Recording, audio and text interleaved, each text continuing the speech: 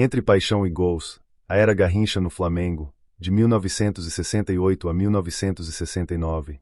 Imagine o maior driblador da história do futebol, o homem que fez o mundo inteiro parar para assistir suas pernas tortas desafiarem as leis da física e da lógica, o gênio que conquistou 2 Copas do Mundo com dribles impossíveis e alegria contagiante.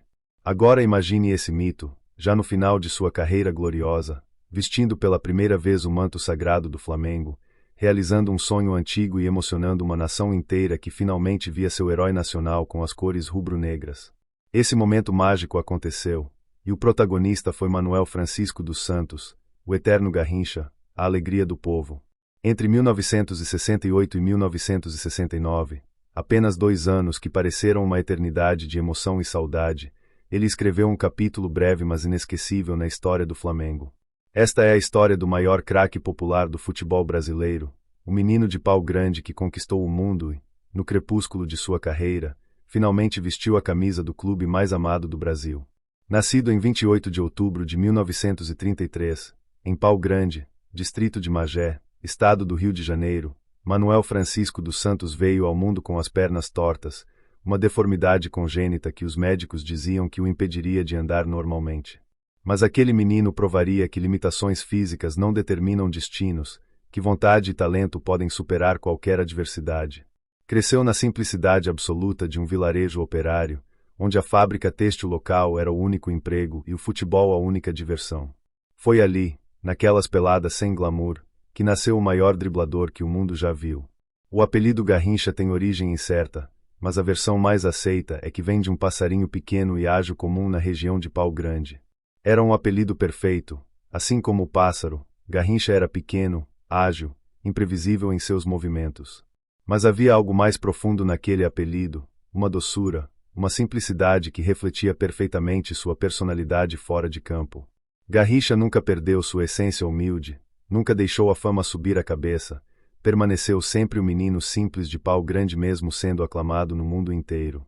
Antes de chegar ao Flamengo, Garrincha já havia construído uma carreira absolutamente lendária, principalmente no Botafogo, onde brilhou por mais de uma década e se tornou um dos maiores ídolos da história do clube alvinegro.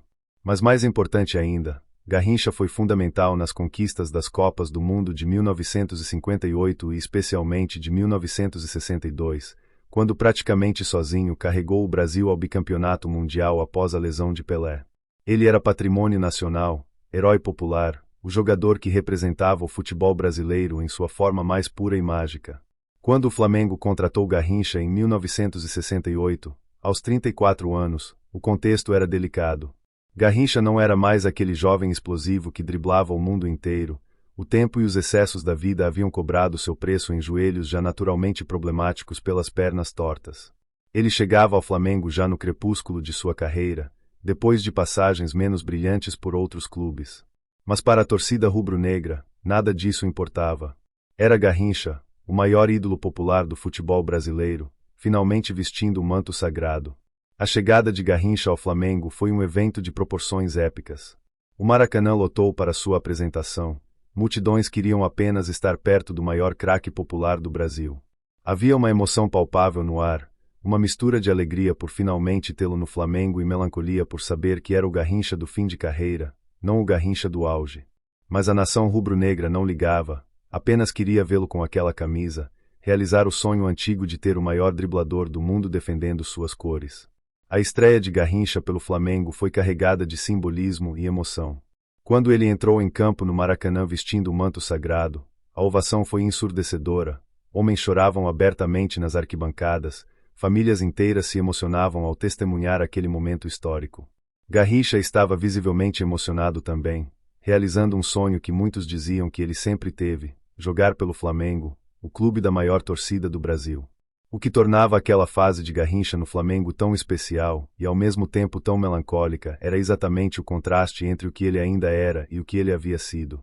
Seus joelhos já não permitiam os dribles explosivos de outrora, sua velocidade havia diminuído consideravelmente, seu físico não aguentava mais os 90 minutos completos. Mas mesmo assim, mesmo nessa versão limitada fisicamente, Garrincha ainda tinha momentos de pura genialidade. Flashes do gênio que havia sido, dribles que lembravam sua grandeza passada, jogadas que faziam a torcida se arrepiar de emoção e saudade. Em 1968, seu primeiro ano no Flamengo, Garrincha alternava entre momentos inspirados e limitações físicas evidentes. Havia jogos onde ele simplesmente não conseguia acompanhar o ritmo, onde seus joelhos doloridos o impediam de fazer o que sua mente ainda sabia fazer.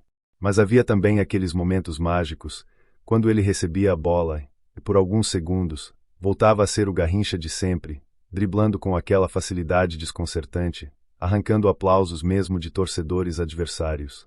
A torcida do Flamengo tinha com Garrincha uma relação de amor incondicional e compreensão profunda.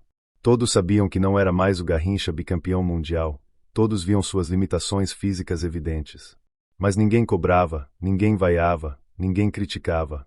Pelo contrário, cada aparição de Garrincha era celebrada, cada drible bem-sucedido era ovacionado como se fosse gol, cada jogo que ele conseguia completar era motivo de alegria.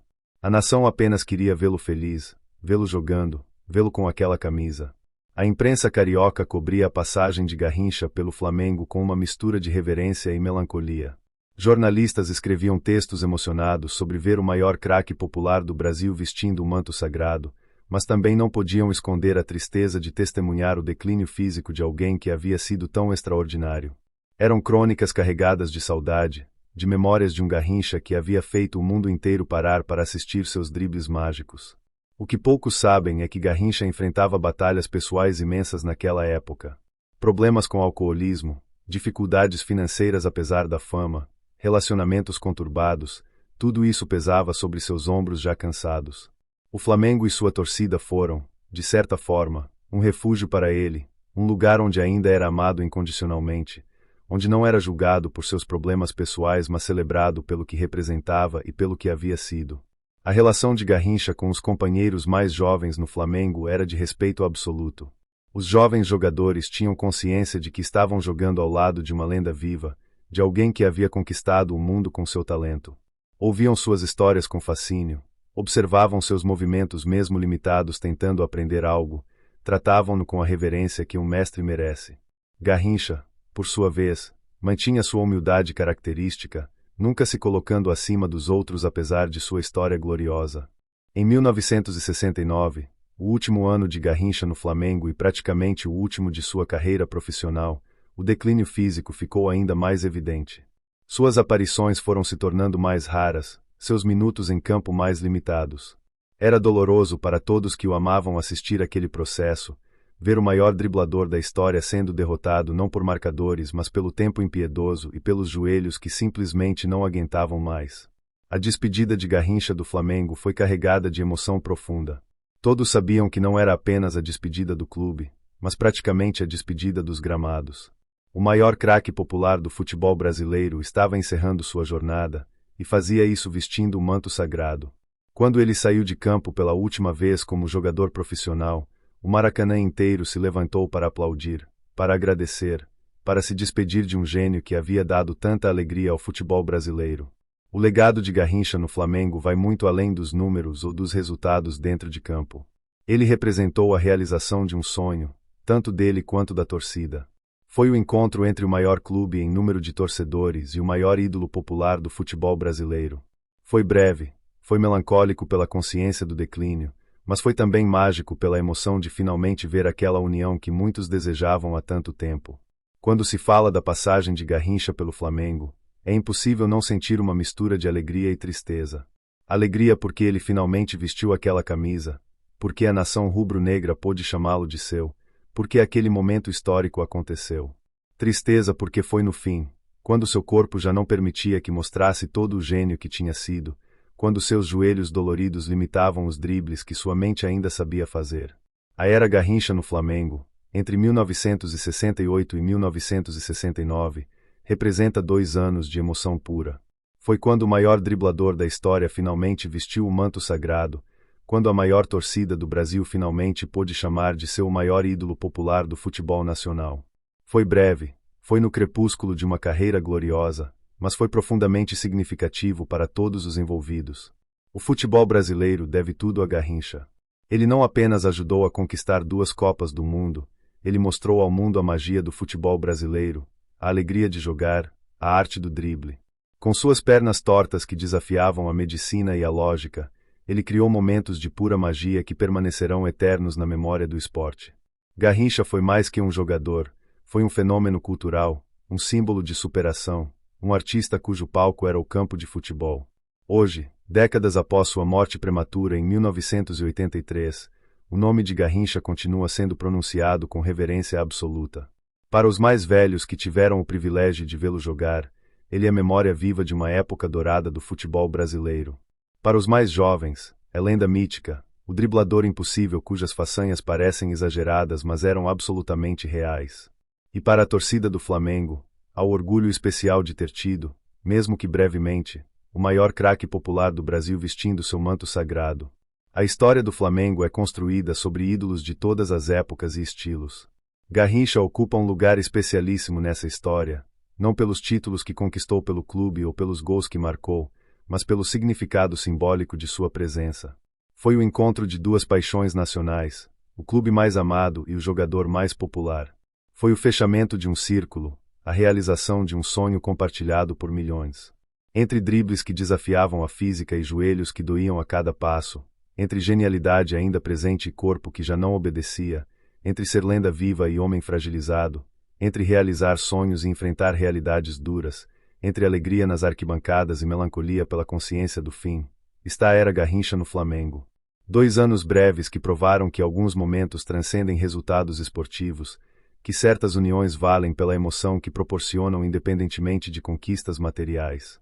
Manuel Francisco dos Santos, o Garrincha, a alegria do povo, o menino de pau grande com pernas tortas que conquistou o mundo, o maior driblador que o futebol já viu, o bicampeão mundial que fez o Brasil inteiro sorrir, realizou no fim de sua carreira o sonho de vestir o manto sagrado do clube mais amado do Brasil, deixando uma marca eterna não pelos dribles que seus joelhos já não permitiam fazer, mas pela emoção de sua simples presença, pelo significado profundo de ver o maior ídolo popular do futebol brasileiro finalmente com as cores rubro-negras, provando que alguns sonhos valem a pena mesmo quando realizados tardiamente, que grandeza permanece mesmo quando o corpo já não acompanha, que amor e reverência são retribuídos com gratidão e compreensão pela torcida que entende futebol não apenas como esporte mas como emoção, paixão, história viva que une gerações no amor ao clube mais querido do Brasil.